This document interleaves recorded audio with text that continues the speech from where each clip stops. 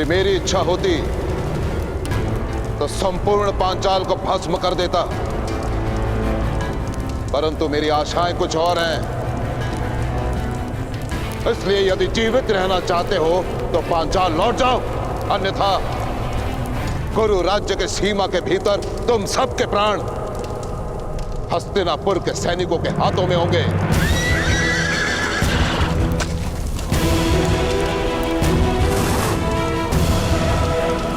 पांचाल की सेना आक्रमण!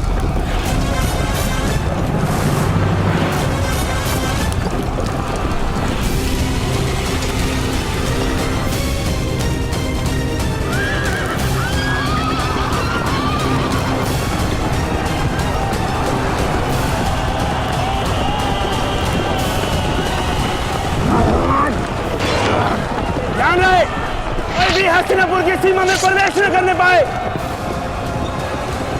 वो देखो, भूगतग्राम की तरफ जा रहे हैं। पीछा करो!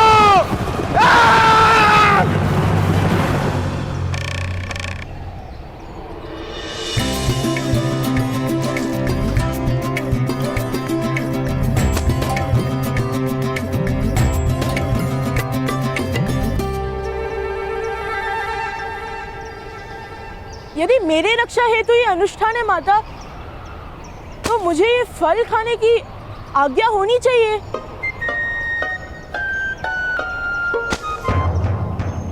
जेठ भ्राता, जब होम पूर्ण हो जाएगा तो प्रसाद भी मिल जाएगा।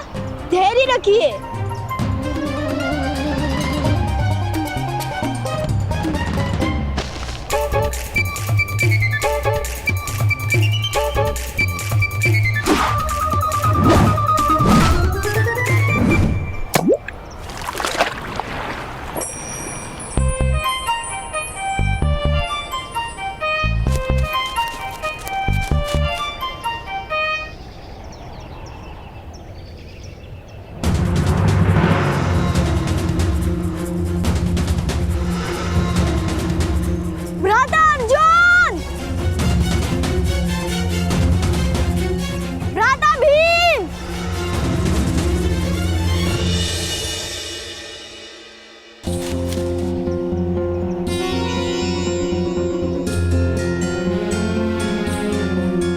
गेंद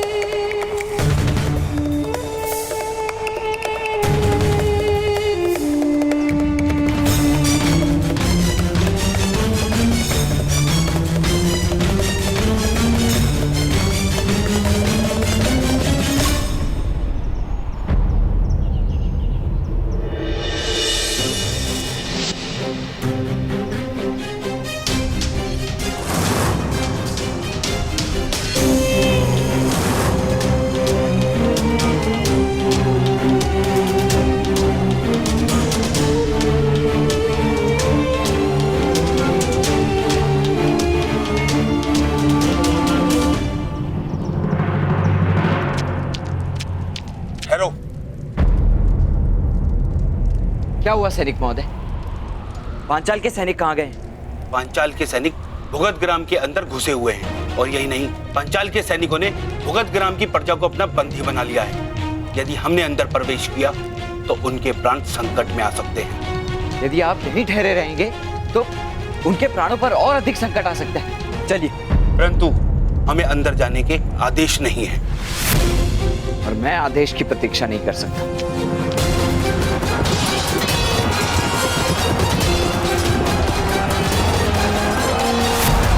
अफसोस है, इनकी रक्षा हेतु अपने प्राण कोई नहीं गवाएगा।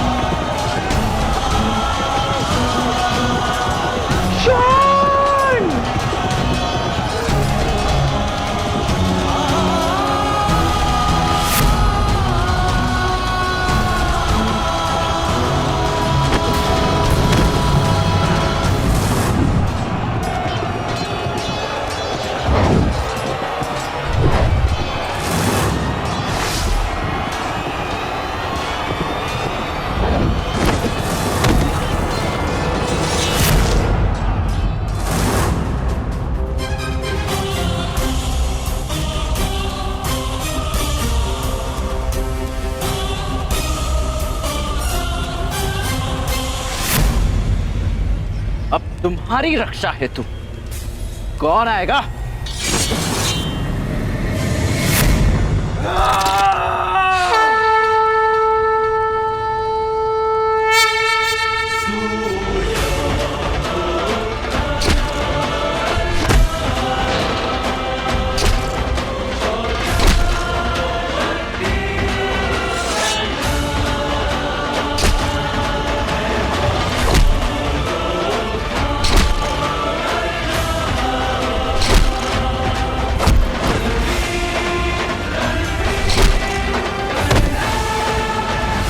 रुक जाओ, अन्यथा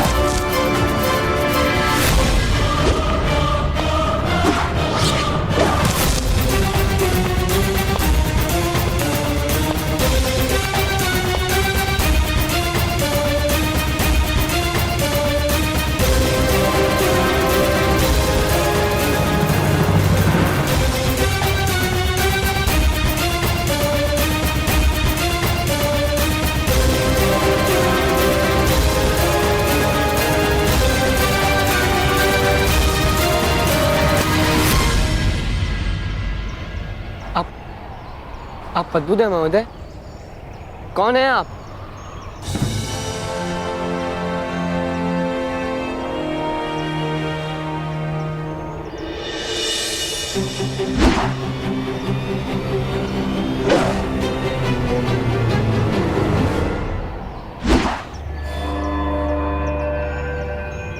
इस प्रश्न का उत्तर तो तुम्हारे पितामह दे सकते हैं राजकुमार।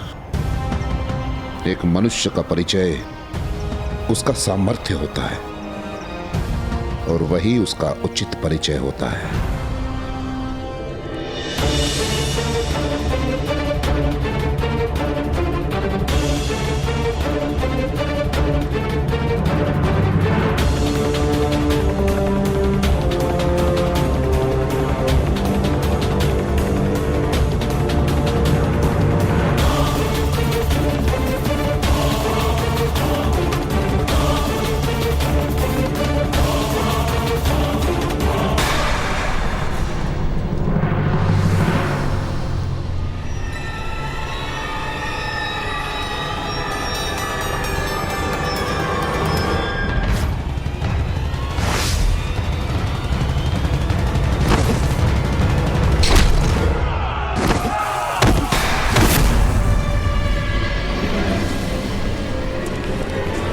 यदि कोई सामने आया तो इनकी मृत्यु निश्चित है।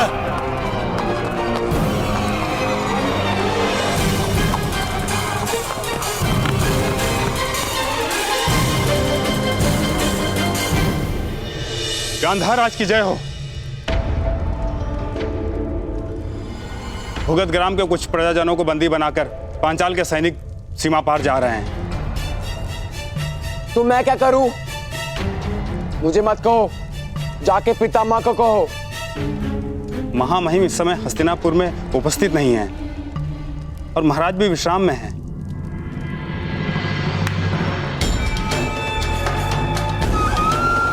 क्या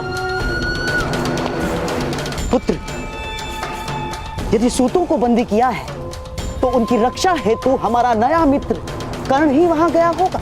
वो हमारा मित्र नहीं है मामा श्री। तो अब हो जाएगा मेरे होने वाले सम्राट।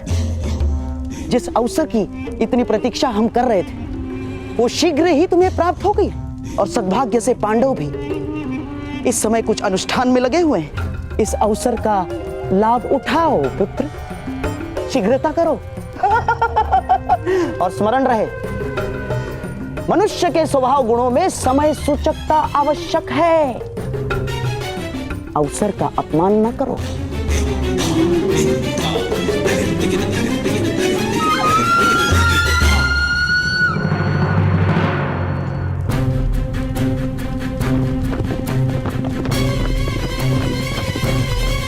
ठहरिए।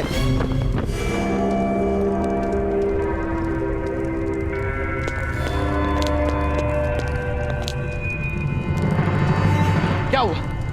आप लोग यहाँ क्यों ठहरे हुए? यह हस्तिनापुर की सीमा है, आगे पांचाल का क्षेत्र आरंभ होता है। हमें पांचाल में जाने की आज्ञा नहीं। यदि हम पांचाल की सीमा में घुसे तो यह युद्ध का आह्वान माना जा सकता है।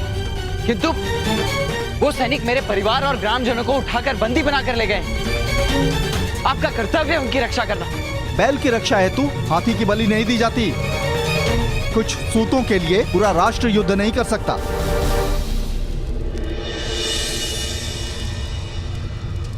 ना मैं सैनिक हूं और ना ही राष्ट्र सेवक, और मुझ पर कोई बंधन भी नहीं है। और यदि है तो मैं उसे मान्य नहीं करता। अगर उस पार गए तो अवश्य दंड मिलेगा, पकड़े गए तो पांचाल दंड देगा, और लौट कर आए तो हस्तिनापुर दंड देगा। तो अपने महाराज से कह दीजिए कि राजकुमार दुर्योधन भी दंड के भागी है, क्योंकि अपनी प्रजाजनों की रक्षा का समय हो तो मैं राजनीति का विचार नहीं कर सकता।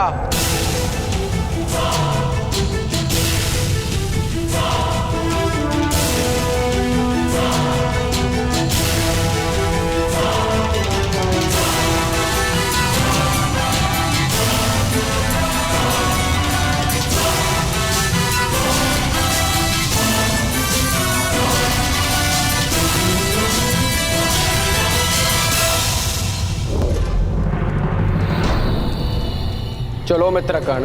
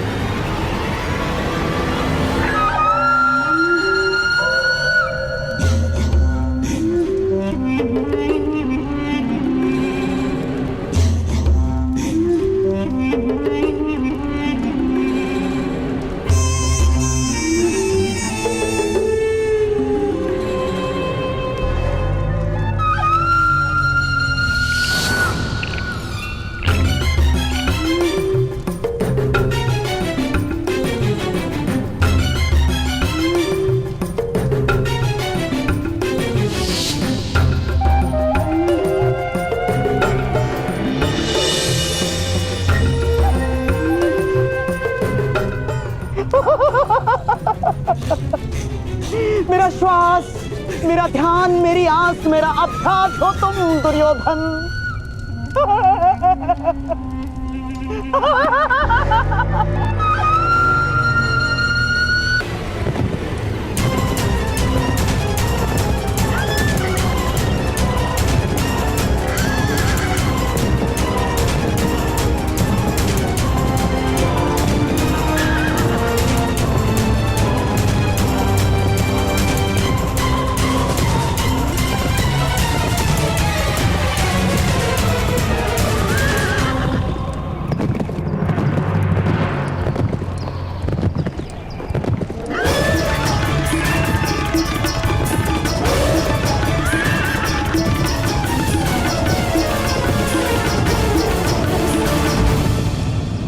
आप कौन है महोदय? किस प्रकार संभव किया आपने? भारद्वाज पुत्र द्रोण के लिए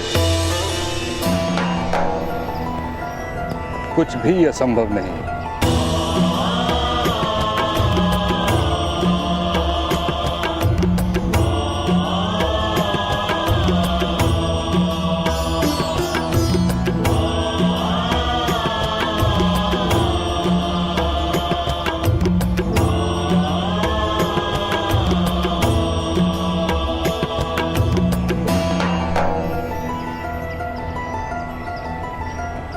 प्रणाम गुरुद्रोण।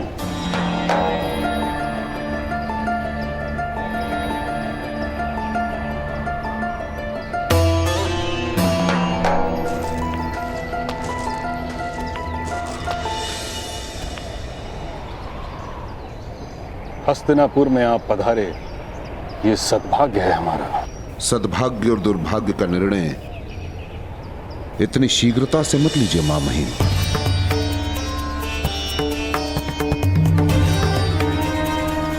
आपको भली भांति ज्ञात होगा कि मेरे पिता गुरु भारद्वाज के आश्रम में पांचाल के राजकुमार द्रुपद अभ्यास करते थे। मैं जानता हूं। वो मेरे परम मित्र थे मां महिम। बहुत प्रेम था हम दोनों के बीच, और इसी मित्रता के कारण मैंने द्रुपद को अपनी विद्या में भाग दिया, अपने ज्ञान में भाग दिया। द्रुपद ने मुझे वचन दिया कि उसके जीवन में जितनी भी उपलब्धियां आएंगी उसमें मुझे वह आधा भाग देगा। परंतु जब मैं उसके राज्य का आधा भाग मांगने गया, पता है उसने मेरे साथ क्या किया? उसने मेरा अपमान किया, मेरा तिरस्कार किया।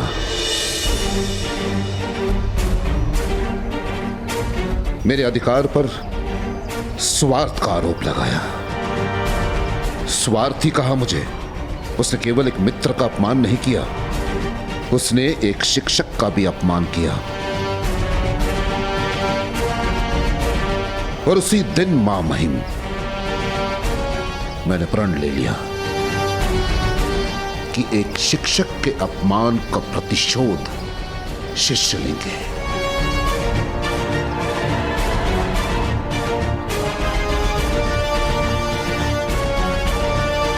और वही उचित प्रतिशोध होगा।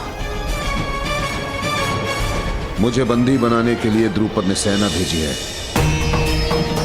और इस समय वही सेना गुरु राज्य के सीमा का उल्लंघन कर चुके हैं। हो सकता है इससे भी अधिक सेना आए। मेरे कहने का अर्थ यह है कि यदि मुझे आपने शरण दी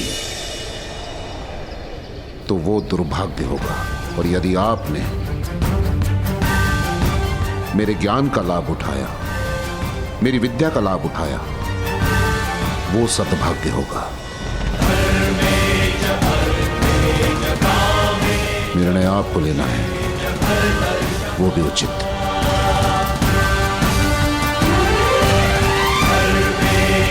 गुरुदेव, सूर्य ग्रहण से होने वाले अंधकार को दुर्भाग्य माना जाता है, किंतु मेघों से जो छाया अंधकार होता है वो तो सद्भाग्य का प्रथम चिन्ह है।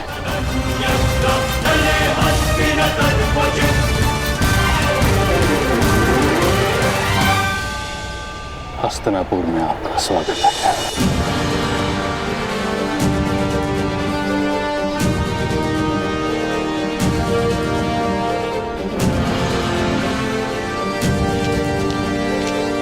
महामहिम, पांचाल के सैनिक कुछ सूत बंदियों को ले गए पांचाल जा रहे हैं।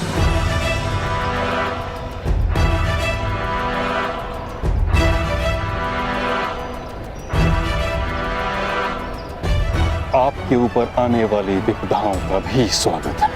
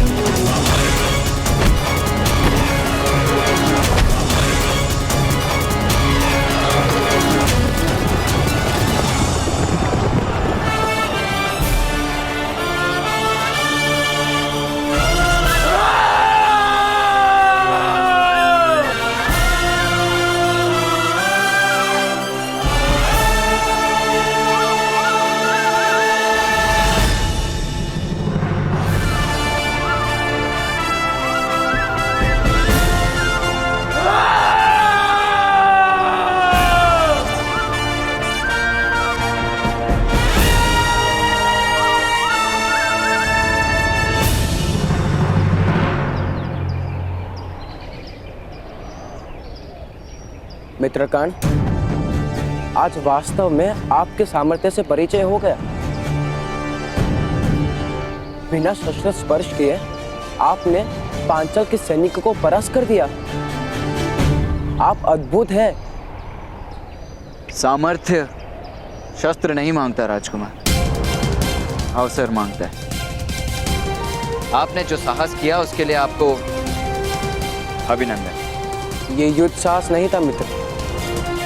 नहीं राजकुमार, मैं युद्ध की बात नहीं कर रहा हूं। राज्य की मर्यादाओं को तोड़कर सत्य के पक्ष में खड़े रहने के लिए साहस की आवश्यकता होती है। आइए, पधारिए।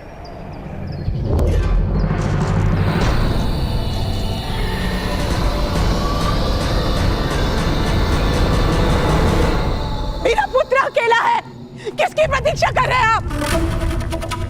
जाइए, उसकी रक्षा कीजिए, सहायता कीजिए। सीमा पार करने का आदेश नहीं है हमें। अरे ये हमारी क्या सहायता करेंगे? हमें स्वयं आगे बढ़ना होगा। बढ़ो आगे, बढ़ो।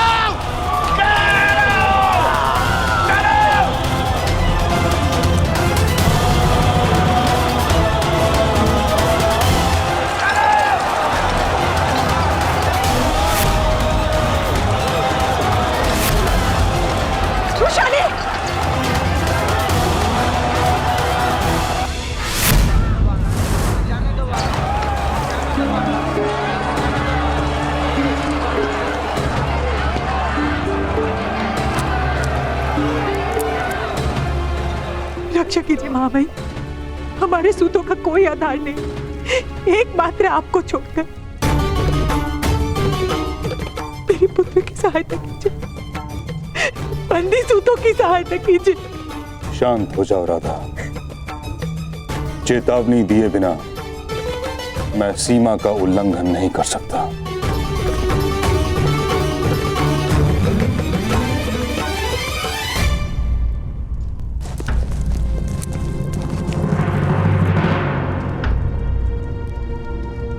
यही राष्ट्र धर्म है। बंदी सूतों को शीघ्र ही मुक्त कराया जाएगा। हस्तिनापुर की प्रजा के रक्षण का उत्तरदायित्व मेरा है।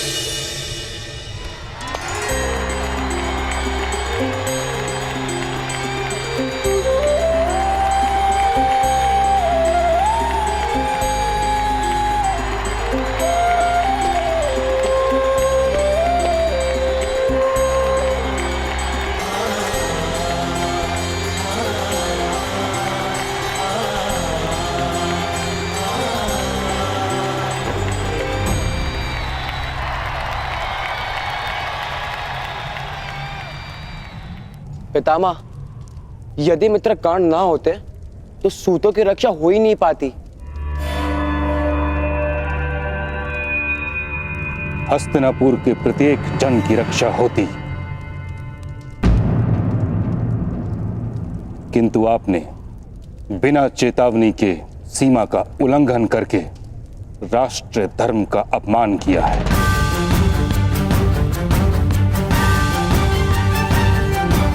और इस अपराध का न्याय राज्यसभा में होगा।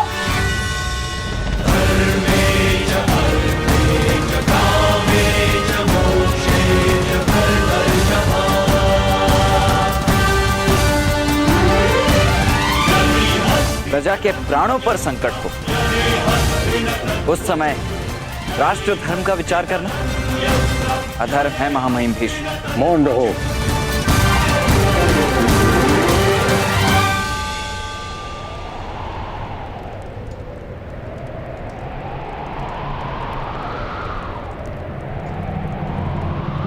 जो सत्ता के स्थान पर बैठता है उसे प्रति क्षण राष्ट्र धर्म का विचार करना पड़ता है।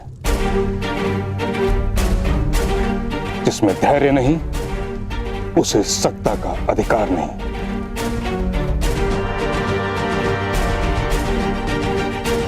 आपके धैर्य का परिणाम यह भी हो सकता था कि इन सूतों की मृत्यु हो जाए।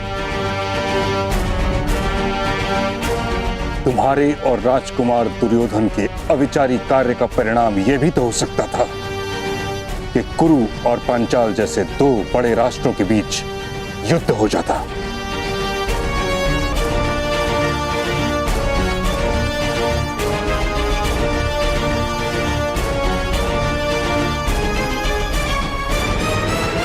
कुछ लोगों की मृत्यु के भय से समस्त समाज के लोगों की रक्षा का विचार त्यागा नहीं जा सकता। यही राष्ट्र धर्म है।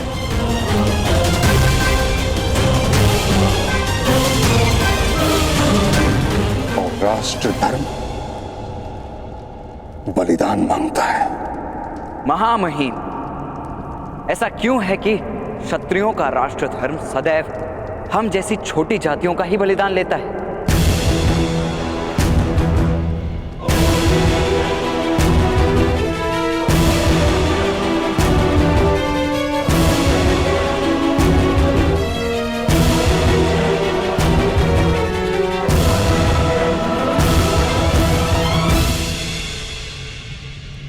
क्योंकि ये प्रश्न पूछने का साहस आज से पूर्व किसी में नहीं था कर।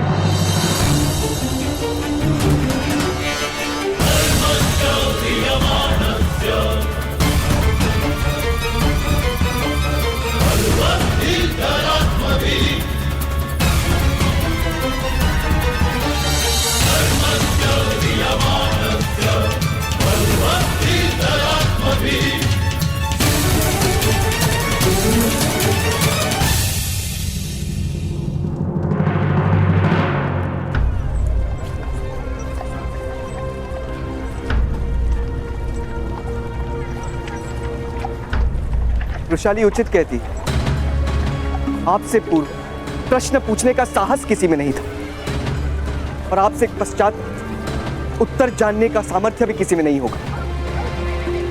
सूतों को आपकी सामर्थ्य की आवश्यकता है भ्राताश्री।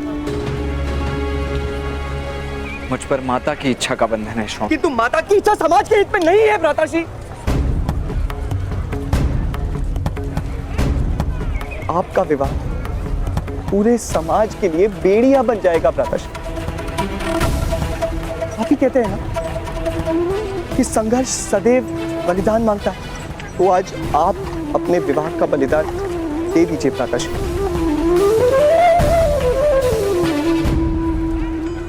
मैं वृषाली का बलिदान नहीं दे सकता शौन। वाग्दान के पश्चात यदि किसी कन्या का विवाह टूट जाए तो ये समाज उसे सम्मान पूर्वक जीने नहीं देता शौन। कन्या का सम्मान मिट्टी के पात्र की भांति होता है। चूल्हे का ताप तो सहन कर लेता है, किंतु ठोकर सहन नहीं कर पाता।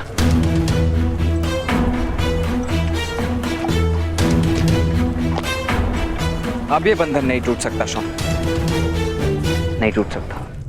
असंभव। तुम मेरे पुत्र से विवाह करने से मना कर रही हो? चली जाओ यहाँ से। तुम्हारा साहस कैसे हो विवाह से मना करने का? कर्ण से श्रेष्ठ तुम्हें समग्र सूत समाज में और कौन मिलेगा? कर्ण अद्वितीय है, दिव्य है वो। मैं जानती हूँ माता,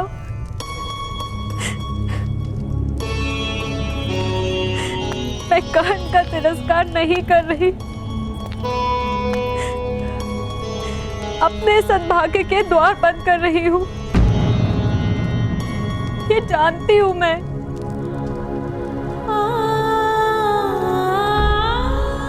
यदि जानती हो तो फिर इस निर्णय का क्या कारण है वृषाली?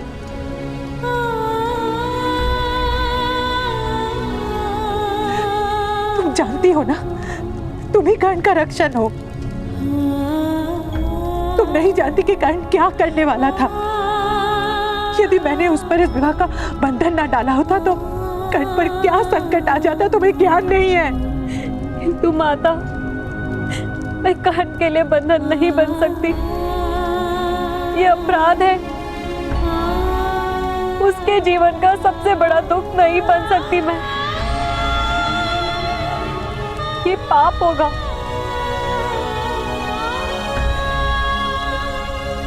मुझे क्षमा कर दीजिएगा माता।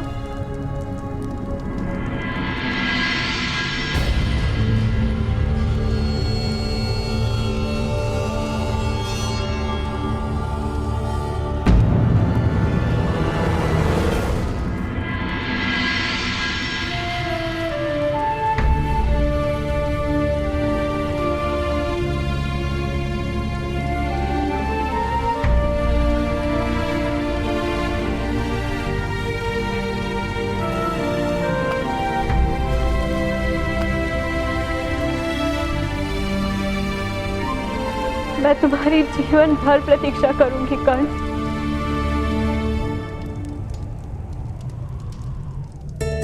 जाओ, लक्ष्य भेद करो।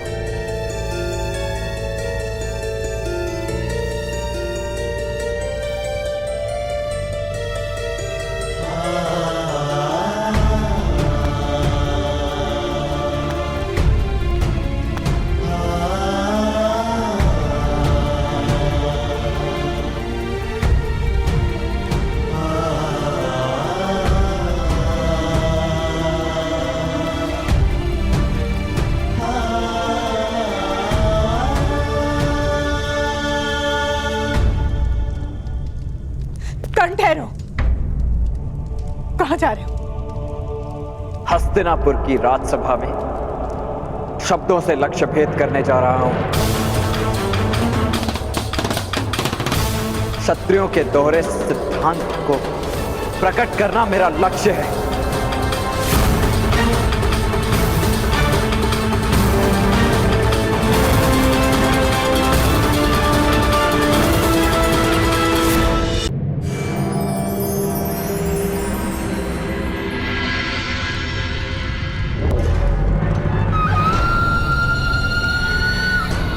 राजकुमार, राज्य को चलाने के लिए नीति और सिद्धांतों का ज्ञान होना आवश्यक है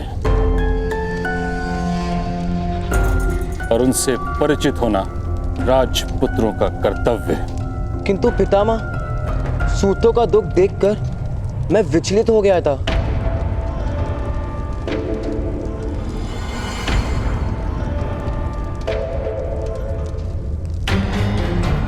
कुछ सूतों का दुख देखकर आपके हृदय में दया उत्पन्न हो गई, ये जानकर संतुष्टि मिली मुझे।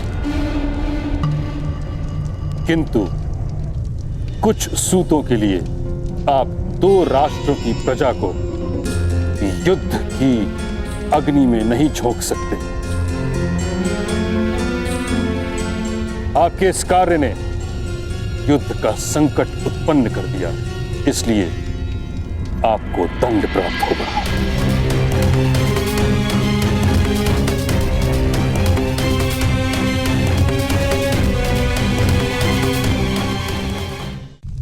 महामहिम,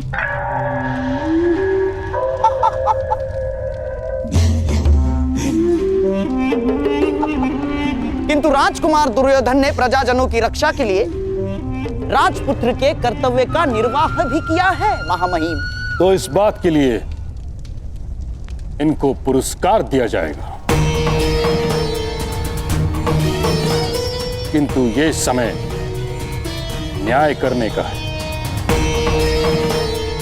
और महाराज, मैं आपसे विनती करता हूं कि आप न्याय करें। किंतु ताचरी, दुर्योधन की शिक्षा दीक्षा अभी नहीं हुई है, उसको दंड किस प्रकार दिया जा सकता है? दंड भी शिक्षा का एक भाग माना गया है।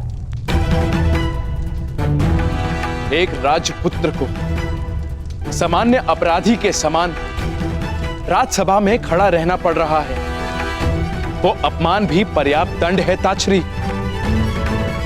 मैं राजकुमार दुर्योधन को पुरस्कार के रूप में वरदान देता हूं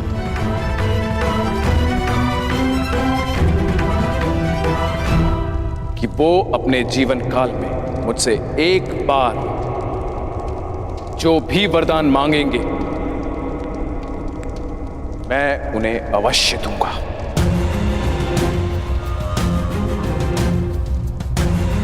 महाराज, आप केवल वही दे सकते हैं जिस पर स्वयं आपका अधिकार है,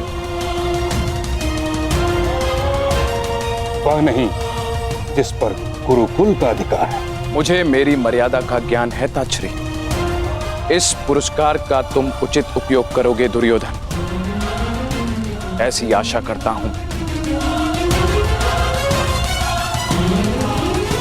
महाराज की जय हो।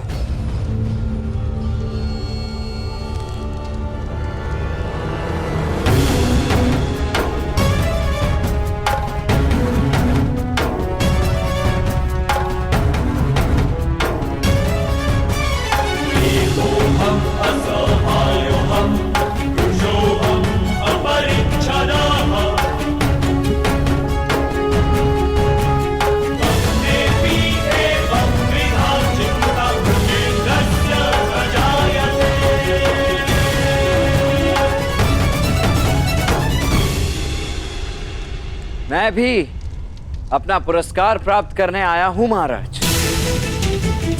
राजकुमार दुर्योधन और मैंने ये कार्य साथ में किया था। यदि वे पुरस्कार के अधिकारी हैं तो स्पष्ट मुझे भी पुरस्कार का अधिकार है। कौन हो तुम?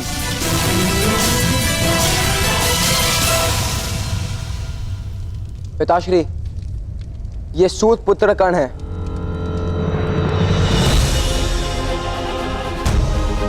इन्होंने भी सूतों के रक्षा हेतु अपनी शौर्य का प्रदर्शन किया था। इनमें अद्भुत सामर्थ्य है पिताश्री। यदि ऐसा है तो तुम भी पुरस्कार के अधिकारी होकर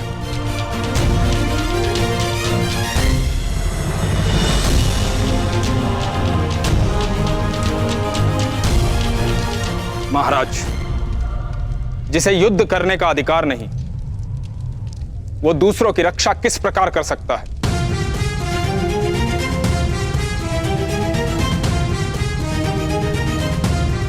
रक्षा करने का अधिकार केवल क्षत्रियों को है। सूतों को रक्षा प्राप्त करने का अधिकार है। इसलिए कर्ण को पुरस्कार देने का प्रश्न ही नहीं।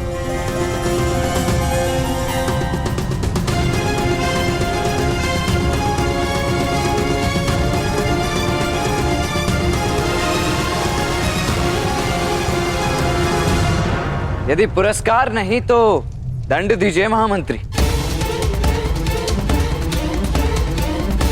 मैंने भी राजकुमार दुर्योधन की ही भांति बिना आज्ञा लिए पांचाल की सीमा का उल्लंघन किया है। यदि उन्हें दंड मिल रहा है तो उसका भागी मैं भी। क्या उस समय तुम्हारे हाथ में शस्त्र था? मेरे तो हाथ ही शस्त्र हैं। राज सेवक अथवा राजपुत्र को राजनीति की मर्यादाएं होती हैं। यदि कोई सामान्य प्रजाजन किसी दूसरी सीमा में प्रवेश करता है तो उसे घुसपैठ कहा जाता है, उल्लंघन नहीं। पांचाल अवश्य तुमको दंड देगा। हस्तिनापुर के लिए यह अपराध नहीं।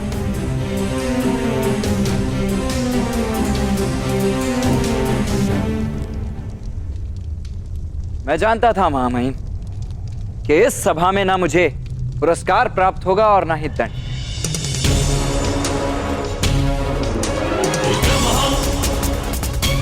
मेरे प्रत्येक कार्य को नियम, सिद्धांत और नीतियों के मायाजाल में लुप्त कर दिया जाएगा, क्योंकि यदि आप मुझे दंड या पुरस्कार देंगे तो इसका अर्थ यह होगा कि मुझ में सामर्थ्य भी है और युद्ध करने का अधिकार भी।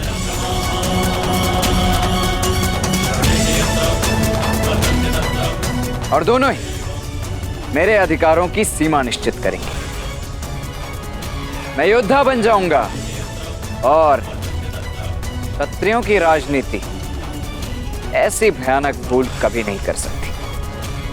तुम मर्यादाओं का उल्लंघन कर रहे हो। क्षमा कीजिएगा, मर्यादाओं का उल्लंघन वे करते हैं जो मर्यादाओं को मान्य करते हैं।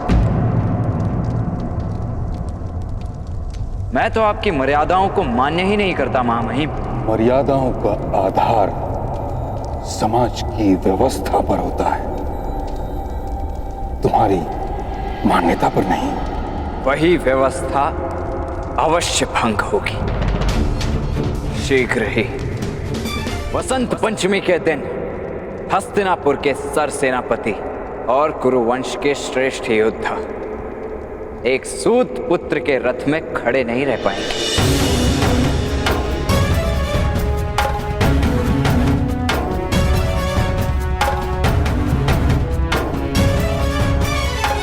आप तो वचनबद्ध हैं। वसंत पंचमी के दिन मेरे रथ में आपको तो प्रवास करना ही होगा और उस दिन आपकी सत्ता, आपका सम्मान और आपका भय, सब कुछ मेरे रथ से गिरकर भूमि पर पड़ा होगा। ऐसी कोई मूर्खता मत करो कर्ण।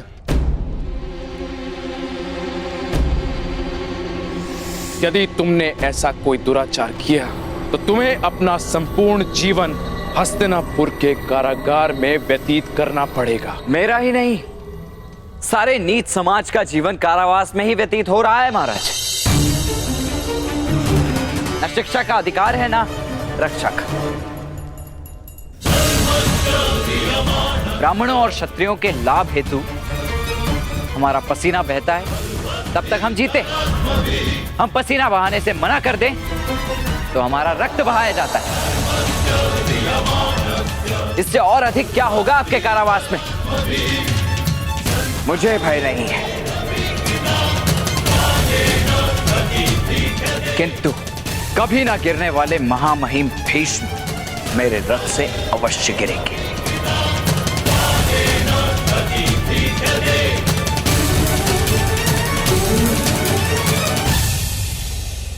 सारा समाज देखेगा कि महामहिम भीष्म भी गिर सकते हैं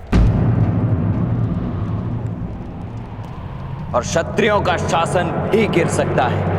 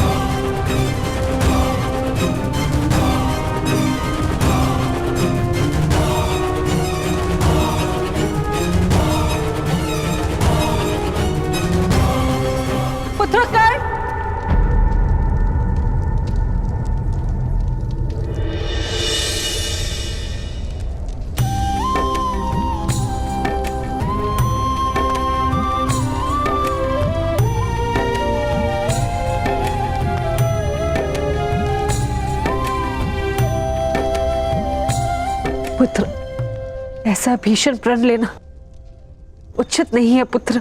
भीषण प्रण लेने का अधिकार क्या केवल महामहिम भीष्म को ही है? पुत्र, तुम्हें बालपन में मैंने अपने हाथ से खिलाया है, लोरी गाकर सुलाया है।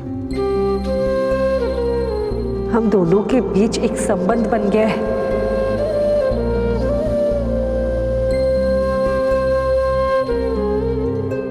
न जाने क्यों तुम्हारी ओर एक माता का प्रेम उत्पन्न होता है।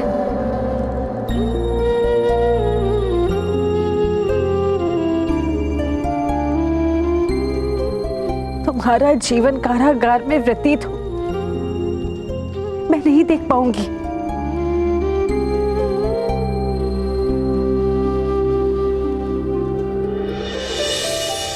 अपने प्रण का त्याग कर दो पुत्र। ऐसे छोटे अहंकार के लिए समग्र जीवन व्यर्थ नहीं किया जाता।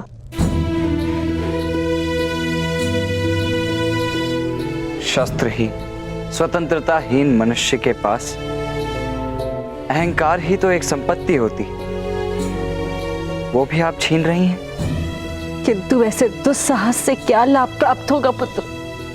मेरे दुस्साहस से परिवर्तन होगा महारानी, और परिवर्तन बलिदान मांगता है। प्रथम बलिदान मेरा होगा, मेरे समाज के लिए।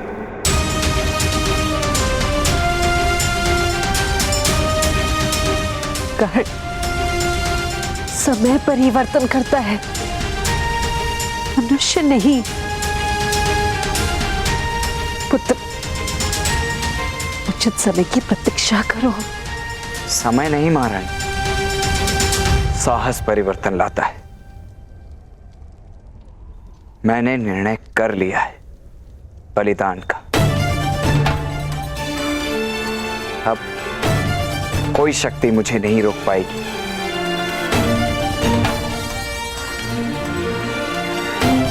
यदि पुत्र के जैसा प्रेम वास्तव में करती तो भय की बेड़ियां नहीं, विजय का आशीर्वाद दीजिए।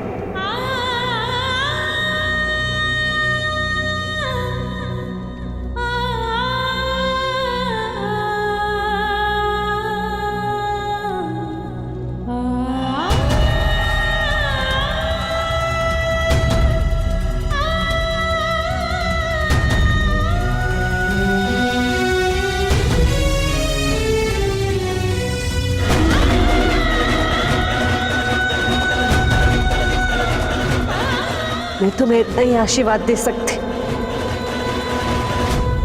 कि जब तक तुम धर्म के पक्ष में हो, विजय तुम्हारे पक्ष में रहेगी।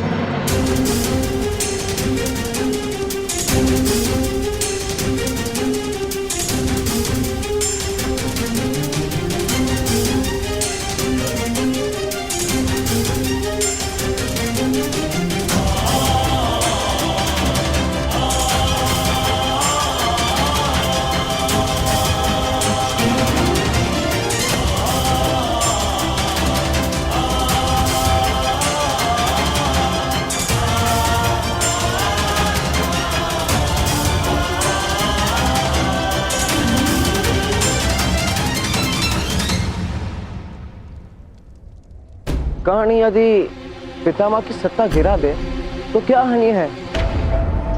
हमारे लिए तो सबसे बड़ी बाधा पितामह ही है ना मामाश्री। तो हानियां हैं पुत्र। एक तो हस्तिनापुर की प्रजा के हृदय से भय चला जाएगा, और बिना भय के शासन कैसे कर पाओगे तुम? हा? ना। और दूसरी हानि, नीचा समाज कर्ण की पूजा करने लगेगा, और जिस व्यक्ति की पूजा आरंभ हो जाती है उस व्यक्ति को अंकुश में रखना असंभव हो जाता है पुत्र, असंभव। किसी भी स्थिति में कर्ण बसंत पंचमी के दिन सफल नहीं होगा पुत्र, ना। हमें यह देखना होगा कि कर्ण उस दिन अपने रथ पर भीष्म को बिठाए ही नहीं। किंतु वो किस प्रकार होगा मामाश्री? कर्ण उत्तम मनुष्य है और एक उत्तम मनुष्य अपना बलिदान दे सकता है। अपनों का बलिदान नहीं दे सकता ना। मेरे होने वाले सम्राट, हमें भी कुछ ऐसा ही मार्ग ढूंढना होगा। पुत्र हैं?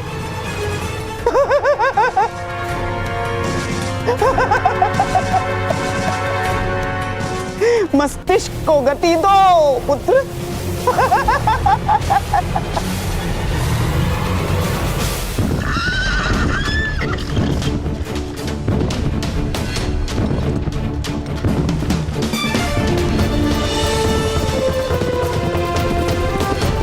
रथाकर्ण और तेज रथाकर्ण और तेज।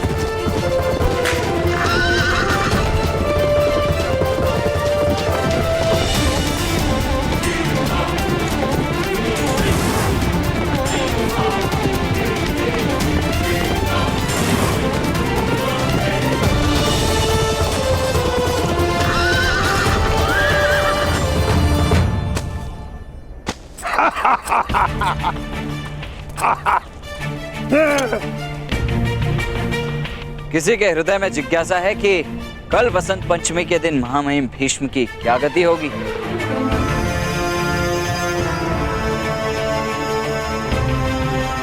आ जाओ रथ में। जिज्ञासा तो है कर्ण, किंतु साहस नहीं है।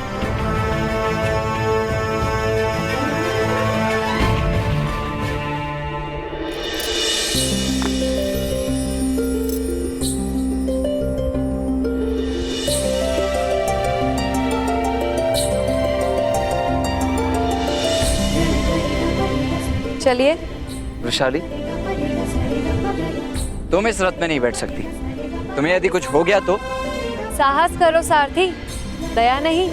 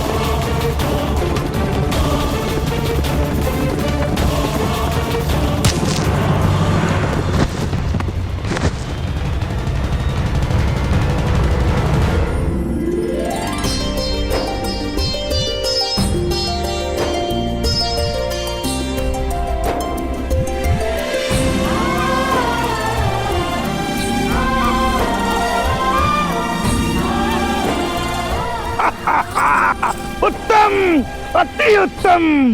वसंत पंचमी के उत्सव में तुम्हारा लक्ष्य अवश्य सिद्ध होगा। क्या लक्ष्य है आपका कर्ण महोदय?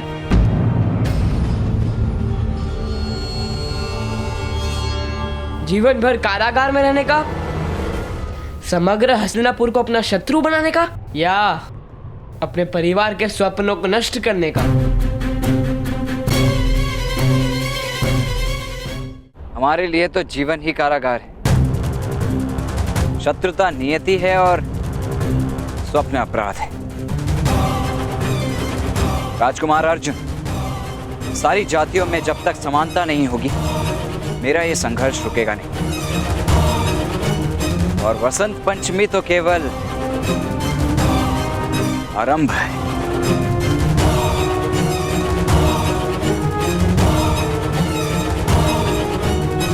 और इसका अंत कौन करेगा?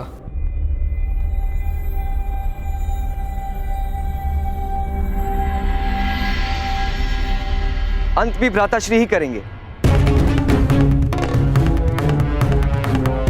राजकुमार अर्जुन, शायद आप मेरे भ्राताश्री के सामर्थ्य से परिचित नहीं, और आपको शायद कारागार के मर्यादा का परिचय नहीं है। भेड़ियों में बंधा सामर्थ्य किस काम का? बलिदान सदा ही लाभ देता है राजकुमार अर्जुन।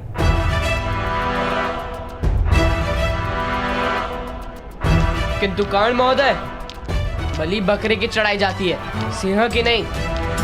कृपा करके पितामह का अपमान मत कीजिएगा, उससे आप ही को हानि होगी और समाज का कोई लाभ नहीं होगा।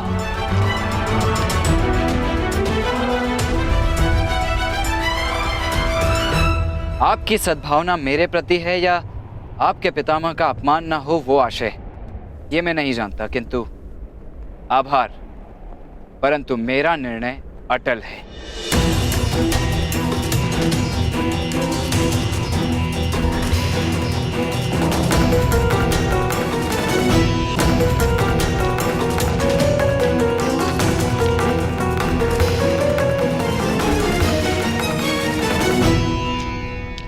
मित्र शोण, आप कर्ण महोदय को यह दुस्साहस मत करने दीजिए।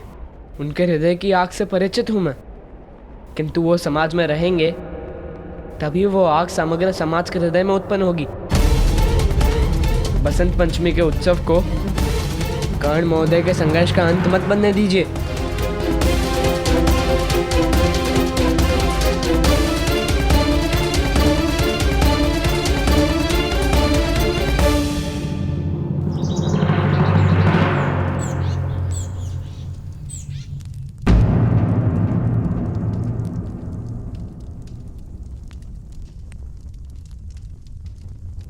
आशीर्वाद दीजिए माता, आज वसंत पंचमी में मैं विजयी रहूं।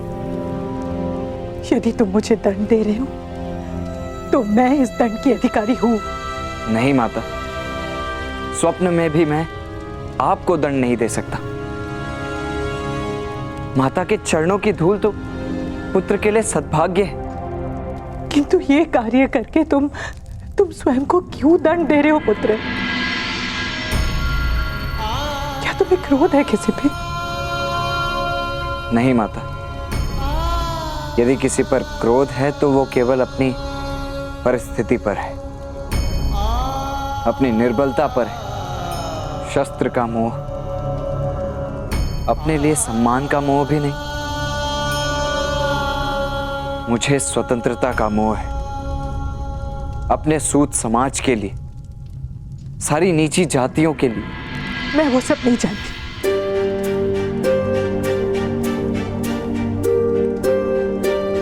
मैं बस तुम्हें सुखी देखना चाहती हूँ पुत्र,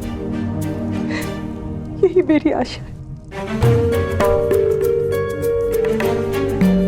और मेरी इस आशा को तुम नाश नहीं कर सकते। ये मेरा आदेश है। क्षमा करना माता, तुम्हारा आदेश मानने की इच्छा तो है, किंतु आदेश देने के लिए तुम स्वतंत्र भी तो नहीं। पिता ने आदेश दिया था गृह त्याग का, किंतु महारानी ने उस आदेश को निषिद्ध कर दिया। हम यदि अपनी संतानों को आदेश देने के लिए भी स्वतंत्र नहीं तो उसे जीवन किस प्रकार कहा जा सकता है? इसीलिए आपसे विनती कि आप मुझे मत रोकिए माता। आपके पास शोण है, वो जीवन के अंतिम श्वास तक आपकी सेवा करता रहेगा। 2 पुत्रों में से एक का दान कर दीजिए अपने समाज के लिए।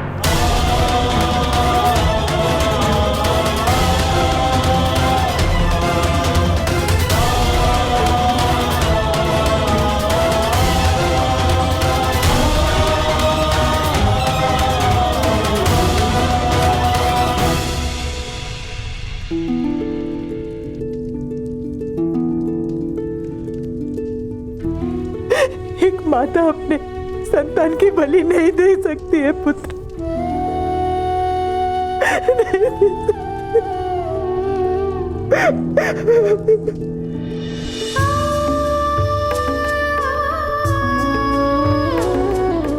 किंतु संतान पर प्रथम और अंतिम अधिकार केवल माता का ही होता है। माता बलिदान नहीं किंतु पुत्र का दान तो कर ही सकती है ना। दे दो माता, समाज को मेरा दान दे दो।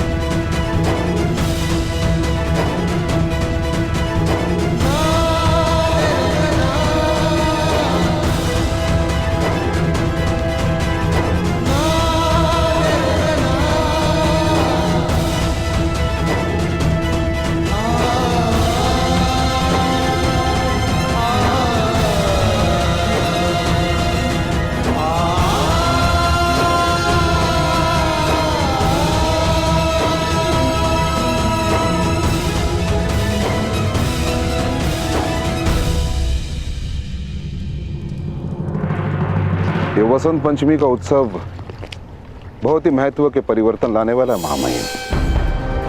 क्या आपको भय है महामहिम कि कर्ण आपको अपने रथ से गिरा देगा?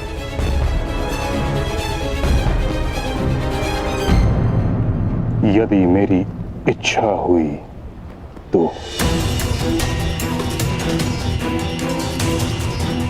विकट प्रश्न ये है कि मैं उसके रथ से गिरकर उसे आजीवन कारावास का दंड दिलवाऊं या उसके रथ पे स्थिर रहकर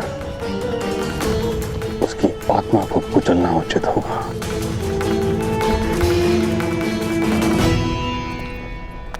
प्रणाम गुरुजी।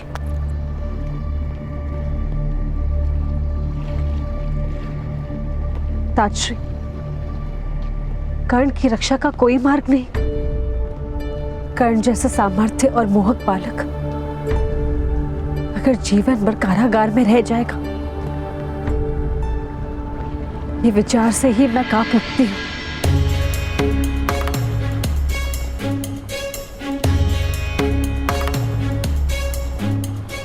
यथार्थ कह रही हो तुम, किंतु कुंती, नदी में जल का प्रवाह केवल नीचे की ओर होता है। कर्ण के हृदय में जो विष है वो अवश्य उसे विनाश की ओर ले जाएगा। ताजश्री, यदि आज वसंत पंचमी के दिन उसकी रक्षा होगी तो मुझे विश्वास है कर्ण उचित मार्ग पर चलना आरंभ कर देगा। उसे एक अवसर दे दीजिए ताजश्री। उसने मेरे पुत्रों का रक्षण किया था, अब मुझे उसका रक्षण करना है।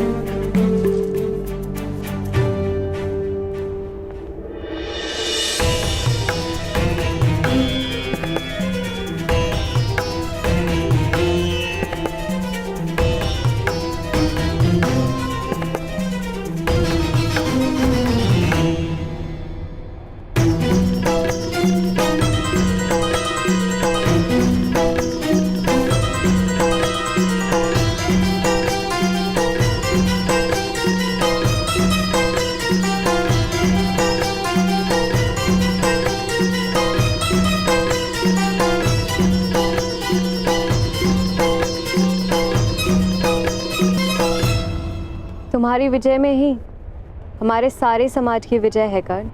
नहीं वृषाली, महामहिम की पराजय में हमारे समाज की विजय है। महामहिम भीष्म की पराजय में हमारे सारे समाज की पराजय है। राजकुमार अर्जुन उचित कह रहे थे, यदि भ्राताश्री आजीवन कारावास में चले गए तो उनके साथ उनका संघर्ष भी कारागार में बंद हो जाएगा और साथ में हमारी सारी आशाएं भी। राजकुमार अर्जुन उचित कह रहे थे, बलिदान बकरे का होता है, सिंह का नहीं। किंतु उपाय क्या है शोण? कर्ण प्रण ले चुका है। हाँ, उपाय है मेरे पुत्रों, उपाय है।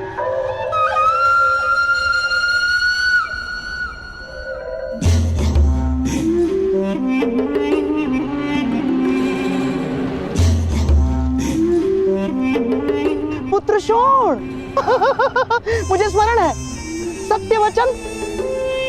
पुत्र शोण, क्या कोई बकरा नहीं जो सिंह का स्थान ले सके?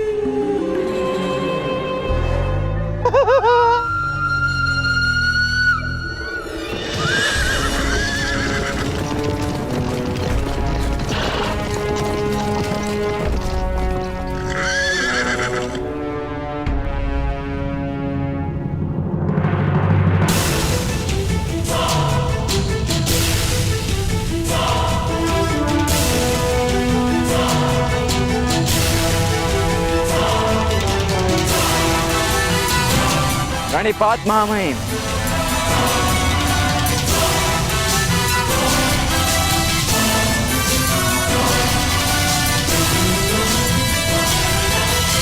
क्या आप परीक्षा हेतु सज्ज हैं महामहिम? परीक्षा देने के लिए या परीक्षा लेने के लिए? जो भी आप उचित समझे, आपका सारथी सज्ज है।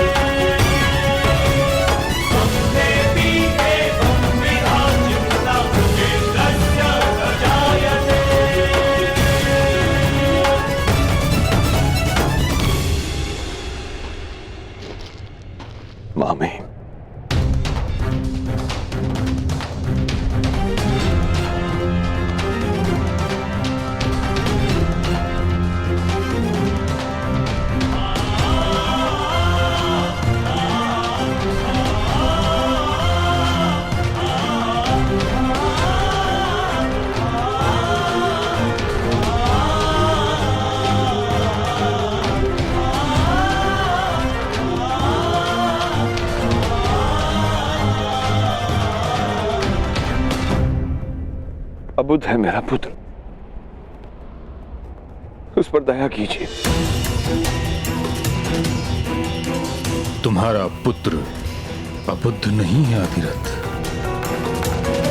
ना ही दया का अभिलाषी। सम्मान मांगने वाले को दया का दान देना, इससे बड़ी क्रूरता और क्या हो सकती है। तपे हुए लोहे पर प्रहार की आवश्यकता है, उस पर जल छिड़कने से वो टूट सकता है।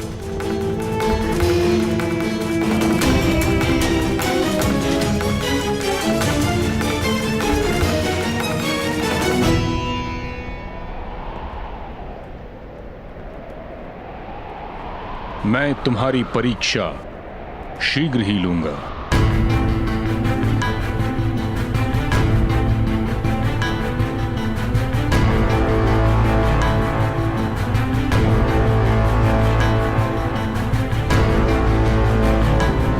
पधारिए गुरुद्रोण।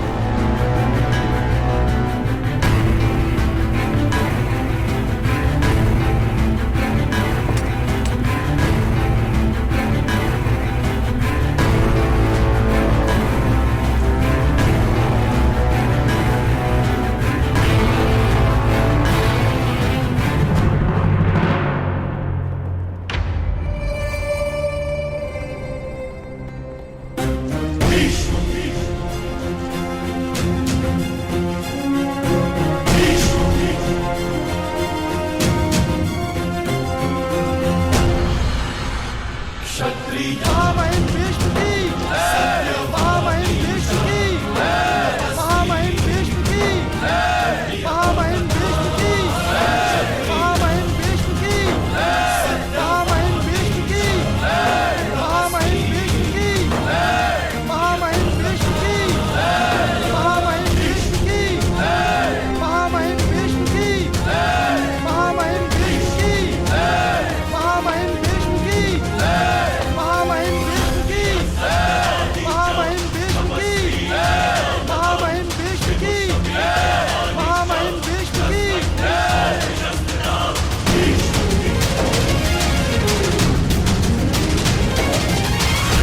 की वसंत पंचमी के पावन पर्व पर मैं हस्तिनापुर की समस्त प्रजा को निमंत्रण देता हूं, उनका इस उत्सव में स्वागत करता हूं। वीणा वादनी धवल धारणी विद्या की देवी मां सरस्वती की स्तुति कर। हस्तिनापुर नरेश धृतराष्ट्र के आदेश पर मैं ये घोषणा करता हूं, कुरुवंश के 105 राजकुमारों की शिक्षा और दीक्षा का दायित्व स्वयं गुरु द्रोण ने स्वीकार किया है।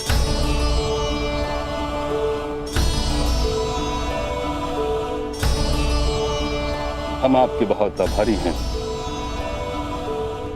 गुरु शब्द का अर्थ होता है अंधकार का नाश करने वाला, जो अपने शिष्यों को प्रकाश की ओर ले जाता है।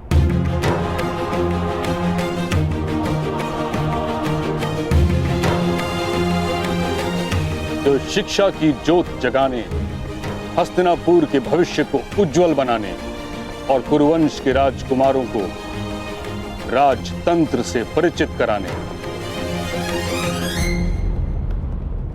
उसके अंग अंग का ज्ञान देने वसंत पंचमी के पश्चात गुरुकुल की ओर उनके साथ प्रस्थान करेंगे।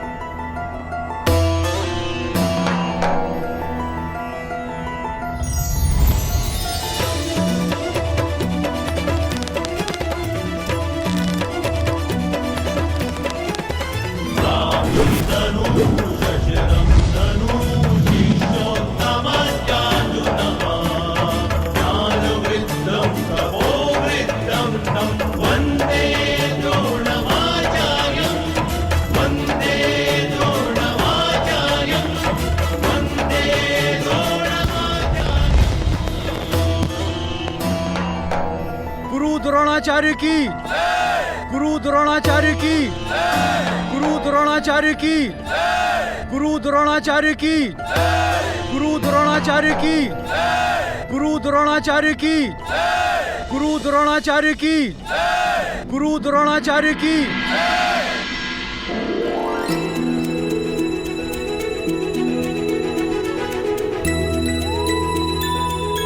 नगरजनों, वसंत पंचमी के इस उत्सव पर कुरुवंश के कोने कोने से आए हुए वेद पाठी ब्राह्मण यज्ञ वेदी के निकट मंत्रगान से देवताओं की स्तुति करेंगे।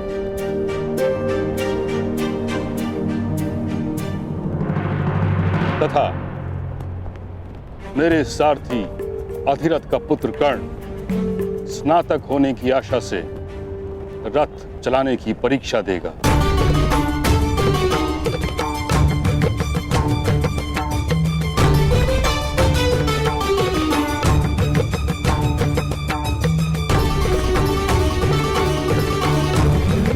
उसका परीक्षक बन के स्वयं मैं उसके रथ पर प्रवास करूंगा।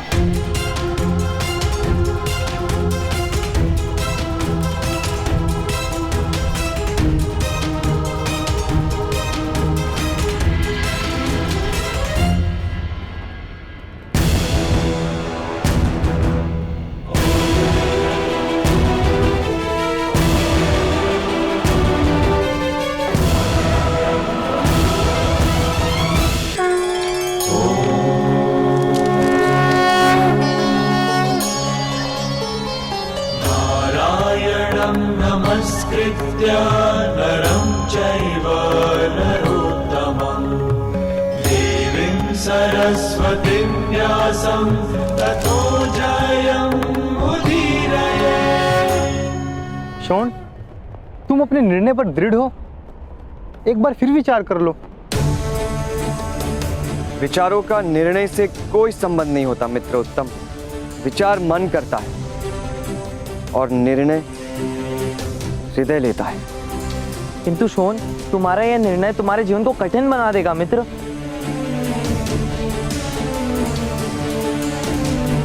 नहीं मित्र, मेरा निर्णय मेरी मृत्यु को सरल बना देगा। चलो।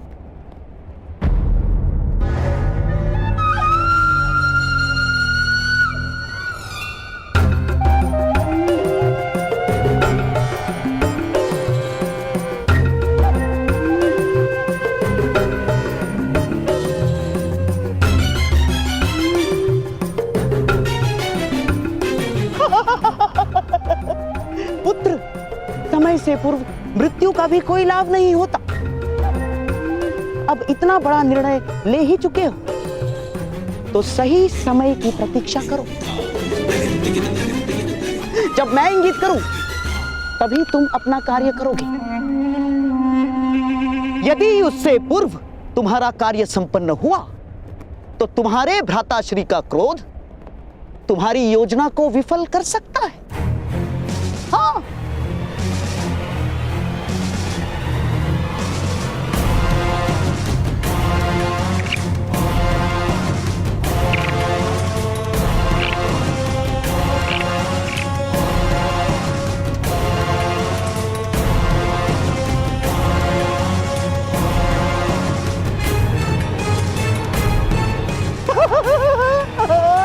अति उत्तम।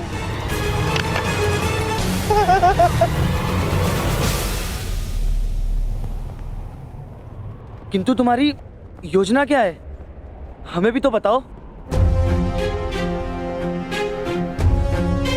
शीघ्र ही जान जाओगे।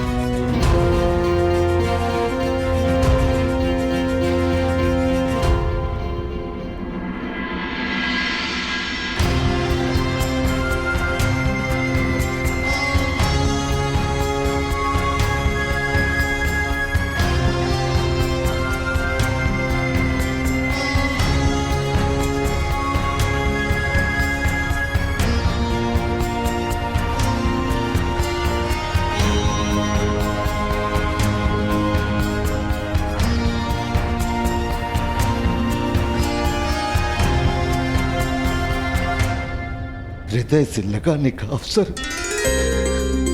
कदाचित नहीं मिले पुत्र कर्ण।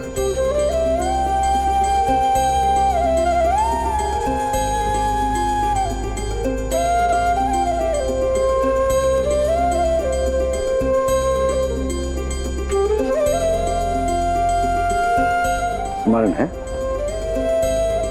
जब हस्तिनापुर में तुम प्रथम बार आए थे, मैंने तुमसे क्या कहा था? आज इस नगर को तुम देख रहे हो, शीघ्र ही ये सारा नगर तुम्हें देखेगा।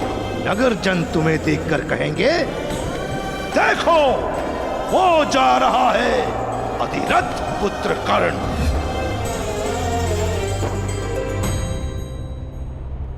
अधिरथ पुत्र कर्ण परीक्षा देने उपस्थित हो।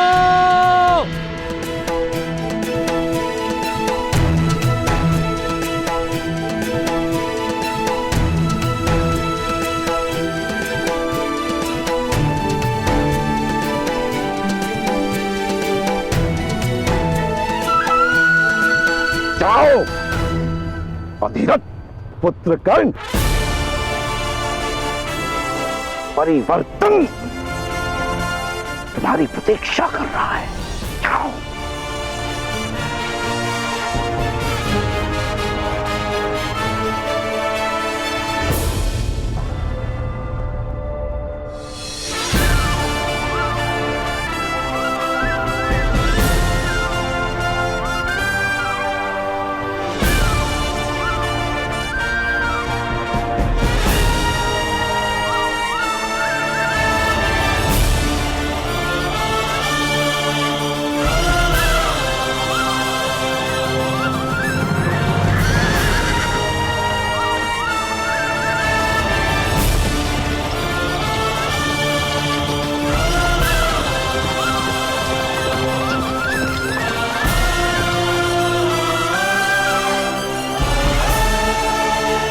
महामहिम भीष्म, प्रणिपात। मैं परीक्षा देने हेतु सज्ज हूं।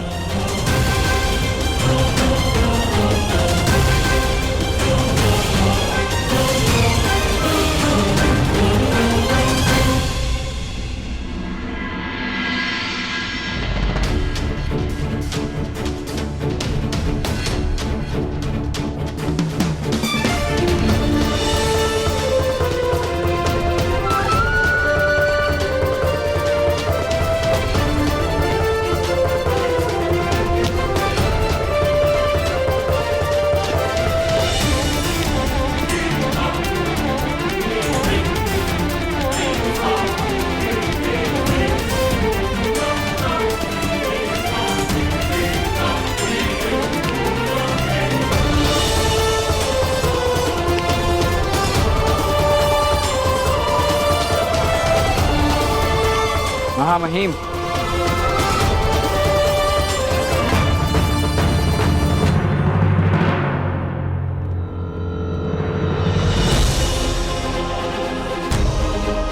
क्या मुझे परीक्षक के चरण स्पर्श करने का अवसर मिलेगा?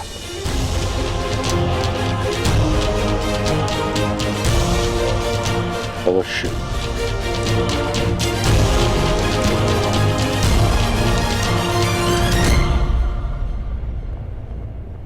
मैं आपको वचन देता हूं महामहिम कि आज मैं जो भी करने जा रहा हूं, मैं आपके प्रति कोई दुर्भावना नहीं। आप सदा मेरे लिए पूज्य हैं। हस्तिनापुर की परंपरा और व्यवस्था यदि आपके सम्मान का प्रतीक नहीं होती तो मैं आपके अपमान का प्रण कभी नहीं लेता। जानता हूं पुत्र, मैं तुम्हारे विचारों से सहमत नहीं, किंतु तुम्हारे हृदय की भावना की प्रशंसा करता हूं।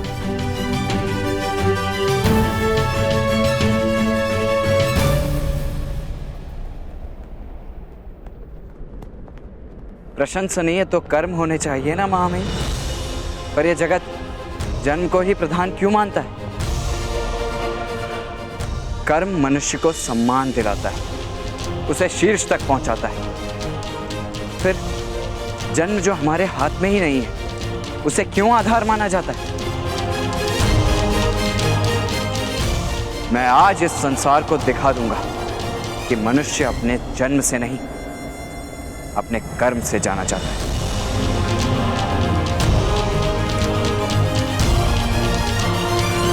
मैं आज सबको यह बता दूंगा कि जन्म नहीं, कर्म योग्यता की पहचान है।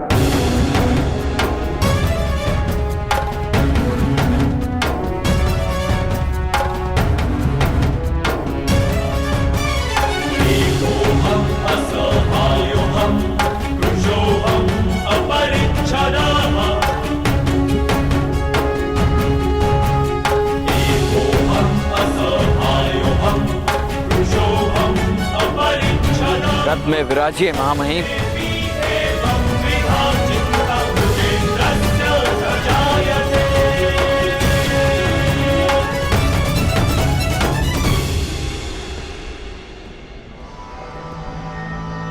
पुत्र शोण, तुम्हारे भ्राताश्री का संकल्प दृढ़ है यही समय है, अपना कार्य सिद्ध करो, अन्यथा तुम्हारे भ्राताश्री की रक्षा असंभव हो जाएगी। शोण।